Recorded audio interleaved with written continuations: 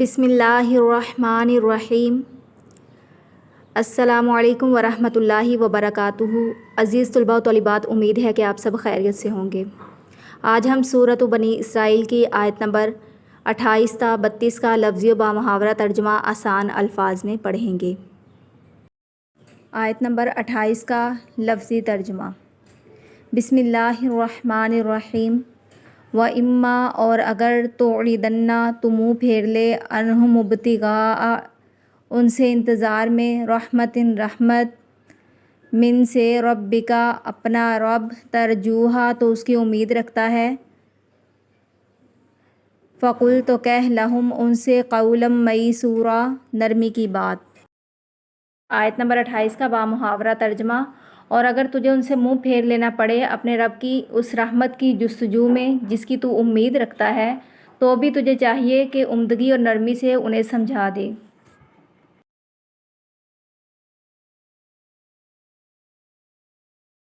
آیت نمبر 28 کی مختصر تفسیر۔ ان 3 دفعات کا منشا یہ ہے کہ آدمی اپنی کمائی اور اپنی دولت کو صرف اپنے لیے ہی مخصوص نہ رکھے بلکہ اپنی ضروریات اعتدال کے ساتھ پوری کرنے کے بعد اپنے رشتہ داروں، اپنے ہمسایوں اور دوسرے حاجت مند لوگوں کے حقوق بھی ادا کرے۔ اجتماعی زندگی میں تعاون، ہمدردی اور حق شناسی اور حق رسانی کی روح جاری و ساری ہو۔ ہر رشتہ دار دوسرے رشتہ دار کا معاون اور ہر مستطیع انسان اپنے پاس کے محتاج انسان کا مددگار ہو۔ ایک مسافر جس بستی میں بھی جائے اپنے آپ کو مہمان نواز لوگوں کے درمیان پائے۔ معاشرہ میں حق کا تصور اتنا وسیع ہو کہ ہر شخص ان سب انسانوں کے حقوق اپنی ذات پر اور اپنے مال پر محسوس کرے جن کے درمیان وہ رہتا ہو۔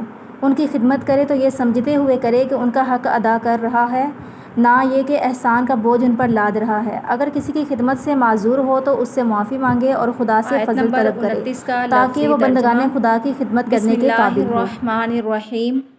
واو اور لا تجعل تو نہ رکھ یادا کا اپنا ہاتھ مغلولتاً بندھا ہوا الا تک یا سے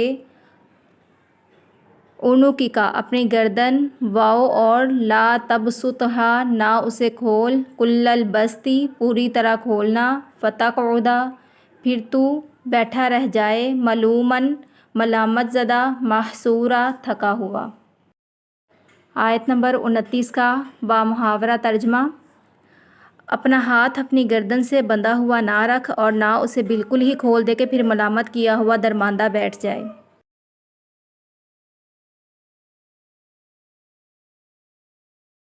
نمبر 29 کی مختصر تفسیر۔ اس آیت کے ترجمے کو پڑھنے سے معلوم یہ ہوتا ہے کہ لوگوں میں اتنا اعتدال ہونا چاہیے کہ وہ نہ بخیل بن کر دولت کی گردش کو روکیں اور نہ فضول خرچ بن کر اپنی معاشی طاقت کو ضائع کریں۔ اس کے برعکس ان کے اندر توازن کی ایسی صحیح حس موجود ہونی چاہیے کہ وہ بجا خرچ سے باز بھی نہ رہیں اور بیجا خرچ کی خرابیوں میں مبتلا بھی نہ ہوں۔ فخر اور ریا اور نمائش کے خرچ، عیاشی اور فسق و فجور کے خرچ اور تمام ایسے خرچ جو انسان کی حقیقی ضروریات اور مفید کاموں میں صرف ہونے کے بجائے دولت کو غلط راستوں میں بہا دیں، دراصل خدا کی نعمت کا کفران ہے۔ جو لوگ اس طرح اپنی دولت کو خرچ کرتے ہیں وہ شیطان کے بھائی ہیں۔ آیت نمبر 30 کا لفظی و بامحاورہ ترجمہ۔ اِنَّا بے شک ربک تیرا رب یبسط الرزق رزق بڑھا دیتا ہے لمن یشاء جس کا وہ چاہتا ہے ویقدر اور تنگ کر دیتا ہے اِنَّہُ بے شک وہ کانا ہے بعبادہ اپنے بندوں سے خبیرم خبر رکھنے والا بصیرا دیکھنے والا۔ 30 کا بامحاورہ ترجمہ۔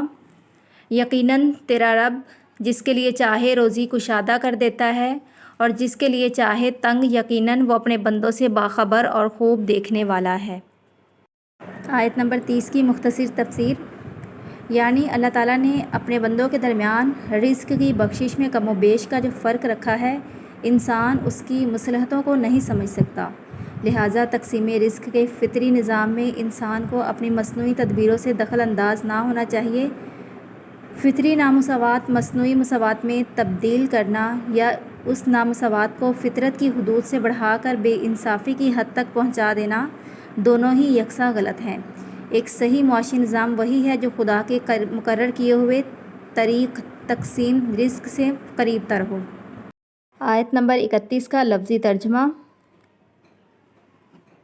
وَلَا تَقْتُلُوا اور نہ قتل کرو تم اولادکم اپنے اولاد خشیۃ ڈر املاق مفلسی نحن ہم نرزقہم ہم رزق دیتے ہیں انہیں وَإِيَّاكُمْ اور تم کو اِنَّ بے شک قتلہم ان کا قتل کانا ہے خطأً کبیرہ بڑا گناہ۔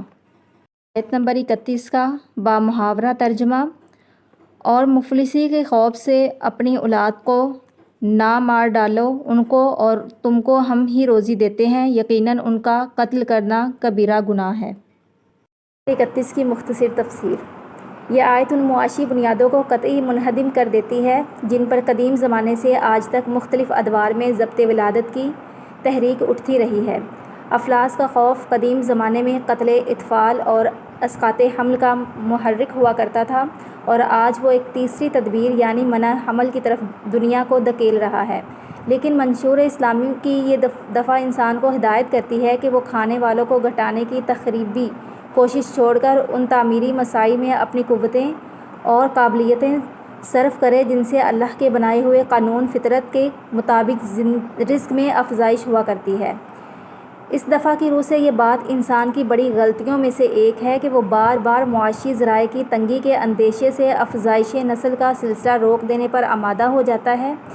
یہ انسان کو متنبہ کرتی ہے کہ رزق رسانی کا انتظام تیرے ہاتھ میں نہیں ہے بلکہ اس خدا کے ہاتھ میں ہے جس نے تجھے زمین میں بسایا ہے۔ جس طرح وہ پہلے آنے والوں کو روزی دیتا رہا ہے جس کے بعد آنے والوں کو بھی دے گا۔ تاریخ کا تجربہ بھی یہی بتاتا ہے کہ دنیا کے مختلف ملکوں میں کھانے والی آبادی جتنی بڑھتی گئی ہے اتنے ہی بلکہ بارہا اس سے بہت زیادہ معاشی ذرائع وسیع ہوتے چلے گئے ہیں۔ لہٰذا خدا کے تخلیقی انتظامات میں انسان کی بیجا دخل اندازیاں حماقت کے سوا کچھ بھی نہیں ہیں۔ یہ اسی تعلیم کا نتیجہ ہے کہ نزول قرآن کے دور سے لے کر آج تک کسی دور میں بھی مسلمانوں کے اندر نسل کشی کا کوئی عام میلان پیدا نہیں ہونے پایا۔ آیت نمبر 32 کا لفظی و بامحاورہ ترجمہ۔ وَلَا تَقْرَبُوا الزِّنَا اور نہ زنا کے قریب جاؤ اِنَّهُ بے شک وہ کانا ہے فاحشۃً بے حیائی وساء اور برا سبیلا راستہ۔ آیت نمبر 32 کا بامحاورہ ترجمہ۔ خبردار زنا کے قریب بھی نہ پھٹکنا کیونکہ وہ بڑی بے حیائی ہے اور بہت ہی بری راہ ہے۔ آیت نمبر 32 کی مختصر تفسیر۔ زنا کے قریب نہ پھٹکو۔ اس کے حکم کے مخاطب افراد بھی ہیں اور معاشرہ بحیثیت مجموعی بھی۔ افراد کے لیے اس حکم کے معنی یہ ہیں کہ وہ محض فعل زنا ہی سے نہ بچنے پر اکتفا کریں بلکہ زنا کے مقدمات اور ان کے ابتدائی محرکات سے بھی دور رہیں جو اس راستے کی طرف لے جاتے ہیں۔ رہا معاشرہ تو اس حکم کی روح سے اس کا فرض یہ ہے کہ وہ اجتماعی زندگی میں زنا اور محرکات زنا اور اسباب زنا کا سد باب کرے اور اس غرض کے لیے قانون سے تعلیم و تربیت سے اجتماعی ماحول کی اصلاح سے معاشرتی زندگی کی مناسب تشکیل سے اور دوسری تمام مؤثر تدابیر سے کام لے۔ یہ دفعہ آخرکار اسلامی نظام میں زندگی کے ایک وسیع باب کی بنیاد بنی۔ اس کی منشا کے مطابق زنا اور تہمت زنا کو فوجداری جرم قرار دیا گیا۔ پردے کے احکام جاری کیے گئے۔ فواحش کی اشاعت کو سختی کے ساتھ روک دیا گیا۔ شراب اور موسیقی اور رقص اور تصاویر پر جو زنا کے قریب ترین رشتہ دار ہیں بندشیں لگائی گئیں اور ایک ایسا ازدواجی قانون بنا دیا گیا جس سے نکاح آسان ہو گیا اور زنا کے معاشرتی اسباب کی جڑ کٹ گئی۔ عزیز طلباء و طالبات، آپ نے سورۃ بنی اسرائیل کی آیت نمبر 28 تا 32 کا لفظی و بامحاورہ ترجمہ اچھے سے ذہن نشین کرنا ہے۔ دعاؤں میں یاد رکھیے گا۔ اللہ حافظ۔